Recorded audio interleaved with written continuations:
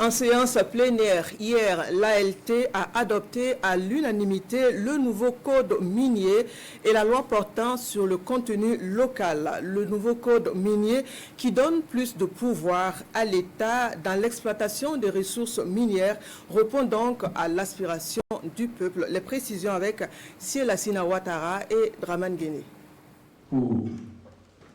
Le Burkina se dote d'un nouveau code minier. La nouvelle loi est votée à l'unanimité par les députés de l'Assemblée législative de transition. Le texte qui révolutionne le secteur minier abroge celui de 2015 voté sous le Conseil national de transition. Le ministre en charge des mines et des carrières qui défend le dossier parle de grandes innovations. Le nouveau code fait obligation aux entreprises minières d'ouvrir leur capital social aux investisseurs locaux. Les actions de l'État dans les mines passent de 10 à 15% du capital. Le Fonds minier de développement local devient Fonds minier de développement.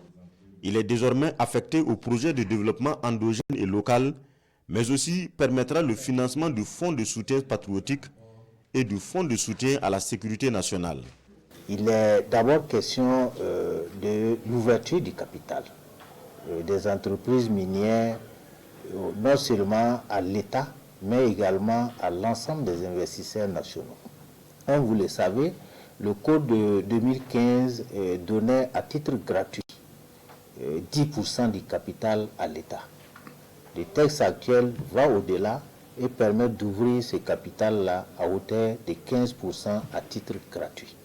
Et en Suisse, l'État va rentrer dans le capital de toute société d'exploitation au moins à concurrence de 30%. Donc 30% constitue une faculté qui est donnée à l'État de pouvoir participer là à titre onéreux au capital des sociétés minières. Il y a également des questions non moins importantes qui concernent la réserve nationale d'or. Donc le principe de la constitution de la réserve nationale d'or a été fixé dans ce code et des textes pourront être pris par la suite pour mettre en œuvre notre stratégie en matière de la constitution des réserves d'or. Ce nouveau code accorde 5 ans de grâce aux conventions déjà en cours. Les anciens exploitants seront régis par les anciens textes durant cette période.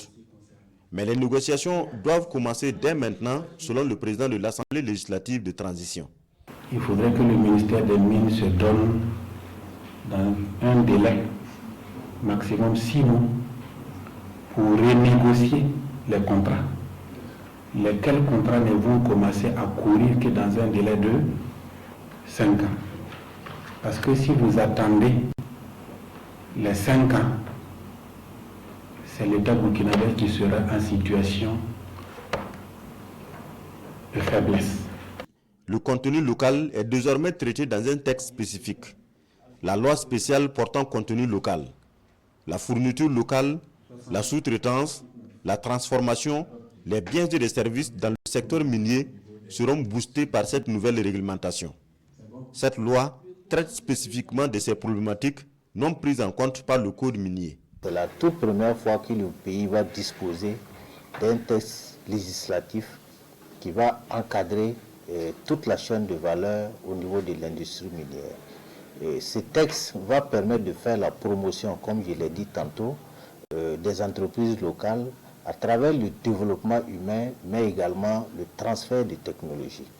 Ce texte également va favoriser la mise en œuvre des activités du contenu local à travers la création d'un fonds dédié à cela.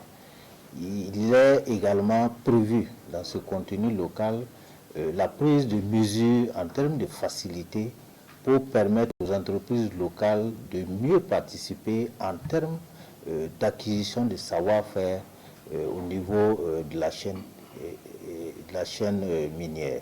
Ces nouveaux textes prônent une forte implication de l'État et des investisseurs nationaux dans l'exploitation minière. Le code minier réserve exclusivement l'exploitation des mines semi-industrielles aux nationaux. Lors de cette plénière, l'Assemblée législative de transition reçoit de nouveaux membres conformément aux conclusions des assises nationales. Le mandat des 12 représentants des partis et formations politiques est validé par acclamation.